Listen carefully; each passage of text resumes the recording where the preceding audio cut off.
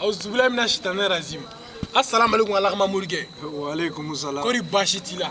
Kalande bashi tise ka kene law. Ala kana bashi kila. Rebi shitane gen chogomi. Shitane ti songa gere. Ati gere wallahi. Alakama murike. Ate. Alakama murike. Anga bi walana. Ni an balmake doy. Ale question pose angu. Ko ale burange. Nyina sungolo flari. Amata ni buran sugoro. Ko alors que sugoro dano kana bebe sugoro soro.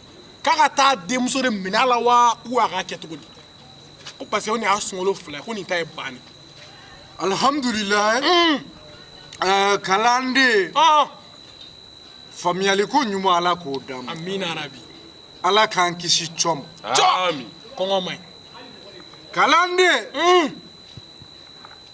mami ye nyiningali nke jamduma keta maninga basite limanaw ay kuma lame abarati ala kama murike keita ke ko kaya dendi doma furula caya ka furuna folo waridi aya besa demuso ba fe sungalo flakera amata ni buran sugoro ko buran sugoro mata keita ke ka nyiningali la ka bita demuso mene awo ka bita demuso mene ko wala ma ba ke chogodi kalande iba fo keita ke ko ne ko ka nyejugu de ala kama murike aklobila kalande ko kongo bala kongo aklobila abilai bura sugoro dite jagoyate kalande a sebene tiyoro shi ate fanshi ala te mamore bineta kono ata kono